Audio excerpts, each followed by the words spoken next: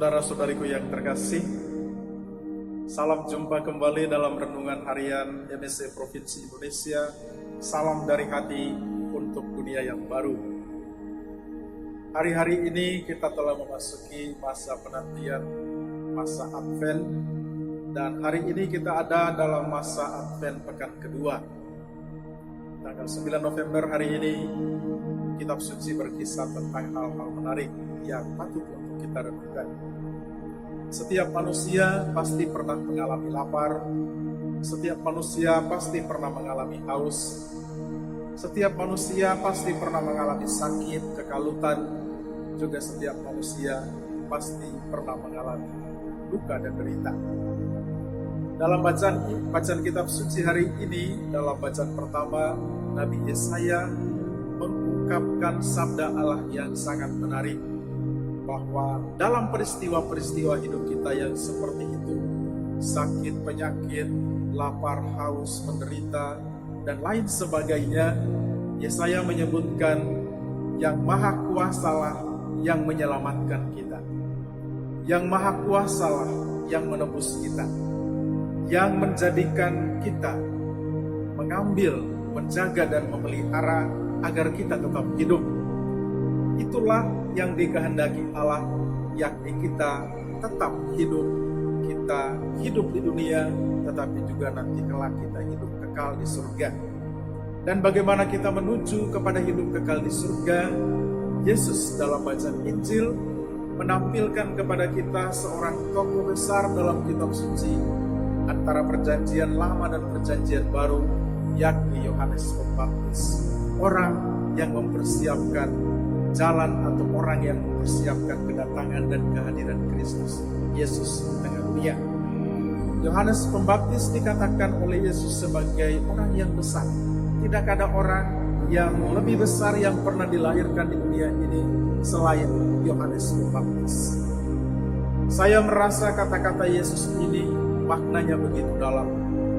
Yohanes Pembaptis menjadi besar bukan karena dia punya kedudukan yang tinggi, bukan dia punya jabatan yang bagus, bukan pula karena pengaruhnya besar untuk bisa mengumpulkan massa, tetapi lebih dalam dari itu, kata-kata Yesus ini bermakna bahwa kebesaran Yohanes terletak pada kerendahan hatinya.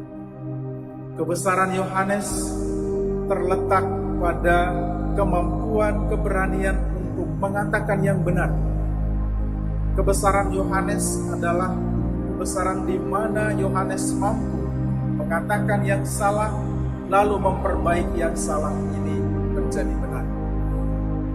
Disitulah letak kebesaran Yohanes. Dan letak kebesaran Yohanes pula karena dia menjadi seorang pribadi yang kuat dan kokoh untuk bertahan, berjalan, mempersiapkan, mewartakan tentang pertobatan, agar ketika Kristus hadir, semua orang menerima dengan hati yang terbuka dan gembira dalam semangat pertobatan.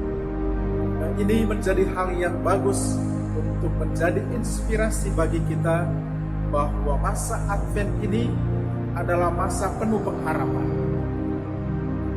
Yesaya mengatakan tentang Allah yang menjaga dan memelihara, maka kita manusia beriman hendaknya terus berharap bahwa dalam segala peristiwa hidup kita, sakit, penyakit, gelisah, kekalutan, dan lain sebagainya, marilah kita berharap dan menaruh percaya pada Allah.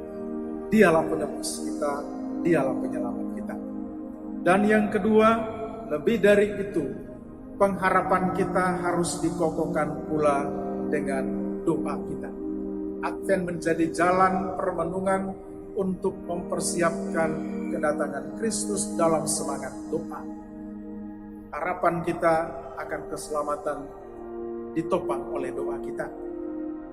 Dan teristimewa, doa juga disempurnakan dengan puasa kita.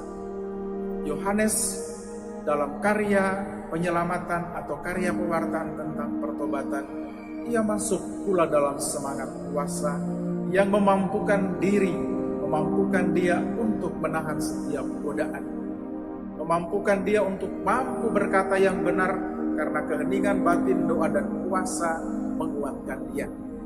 Maka marilah dalam masa Advent ini dan juga menginspirasi kita dari bacaan kitab suci pada hari ini, membantu kita untuk semakin mengembangkan kerendahan hati, mewartakan hal yang benar, menopang hidup kita dengan doa, dan menyempurnakannya dengan puasa, agar persiapan kita untuk menyambut Kristus yang akan lahir di hari Natal maupun persiapan diri kita untuk menyambut Kristus yang akan datang kedua kalinya sungguh-sungguh membuat kita siap berdiri di hadapan Allah. Semoga Tuhan memberkati kita sekalian. Amin.